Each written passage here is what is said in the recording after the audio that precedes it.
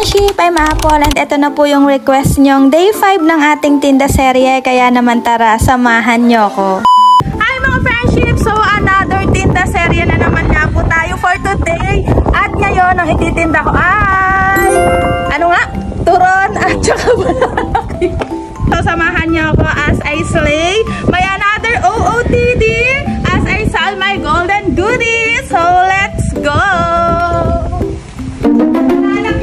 Ay, wait lang. Bago yan mga friendship, outfit check muna tayo bago magtinda.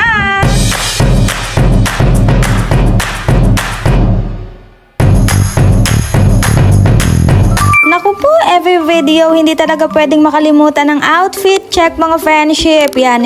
Alam niyo po kasi, naniniwala talaga ako na kapag binibenta mo ang produkto mo ng may confidence at style, hindi lang item ang binibenta mo. Binibenta niyo rin po yung sarili mong brand at personality. Ang pagiging presentable at stylish kasi mga friendship, isang paraan yan para maipakita sa mga customer na ang ino-offer mo ay high quality at worth it bilhin. Kaya naman mga friendship, bili na po kayo ng banana cue ko. Mainit po ito, hindi po tulad niya nanlalamig na sayo. Huy, charot!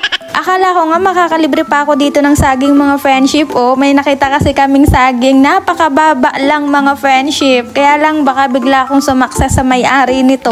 Kaya naman tara na, magbenta na lang tayo at siguradong dito sasakses talaga ako.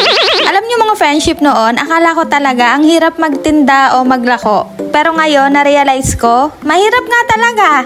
Charot. Well, mahirap talaga siya kung hindi mo siya i-enjoy mga friend. And kung mamaliitin nyo yung mga sarili nyo, yung tipong, ano ba yan? Naglalako lang ako. Kung gusto nyo talagang masolusyonan yung mga problema ninyo, yung mga kakulangan sa bahay, nako, hindi dapat ganyan ang mindset natin. Alam nyo ba mga friendship, na sa simpleng pagtitinda, sobrang daming oportunidad ang pwede mong magawa. Pwede tayong kumita, pwede tayong makatulong sa pamilya, at baka nga dumating yung araw, lumago pa. Diba? Gusto mo yon? Dati nga mga friendship, iniisip ko, banana cue lang to eh. Pero alam niyo yun, na-realize ko, hindi lang to basta negosyo. O kaya naman pampalipas oras kapag naiinip ako. Kasi kapag nagpapasalamat yung mga customer kasi nadala ko yung order nila, tapos magsasabi pa sila na ang sarap daw ng banana cue ko. Eh kung iisipin mo, simpleng banana cue lang naman to. Pero dahil nakikita nga nila yung sipag at tiyaga natin, so mas nagiging special yung simpleng saging na kanilang kinakain. Kaya naman, dun ko talaga na-realize na pwede talaga tong maging stepping stone sa mas malaking pangarap. Pwede akong makapagpatayo ng mas malaking pwesto, makabayad sa utang, and I'm sure yung mga nanonood nito meron yan. At kung wala naman, eh di congratulations, kayo na. Charot. Makabili ng mas magagandang gamit. At yan nga po yung gusto kong ipakita sa inyo sa mga darating pang video. Yung tipong dahil sa pagtitinda lang ng banana cue, nakakakain tayo sa mga gusto nating kainan, makakapag-relax tayo na hindi nagagalaw yung budget sa bahay. O, gusto nyo ba yon? Kaya naman, para makasama kayo sa journey na yun mga friend, huwag nyo pong kalimutang i-like, i-follow, at i-share itong video para updated kayo. At bago nga po matapos ang ating video, shoutout din po dito kay Abe ko na sobrang suportado po sa mga pinagagagawa ko kahit ayaw niya nung una. Kasi syempre, sobrang init nga po, tapos ayaw niya daw akong mapagod. Pero dahil nakikita naman po niya na nag-e-enjoy ako and masaya ako, kaya ayan, go na rin siya. Minsan nga po siya na din yung nagsasabing videohan ko daw siya. Nako po si Abe, feeling main character na din. Charot. So ayun lang naman mga friendship, kung katulad ko po kayo na may gustong patunayan, go mo na yan. Ngayon, walang nasuporta pero maniwala ka, kaya mo yan. Kung iniisip mo na maliit lang ang negosyo mo, hala, wag ganun. Dahil lahat ng malalaking bagay mga friendship nagsisimula sa maliit, kaya laban lang, simulan mo na yan. Kung gusto mong magkaroon ng pagbabago sa buhay mo, kung may sipag at diskarte, samahan mo na rin ang magandang pagpaplano, siguradong may asenso. Kaya naman mga friendship, i-push na natin to. Go! Kaya naman mga friendship, samahan nyo ulit ako sa next tinda serye natin. Love lots mo. Bye!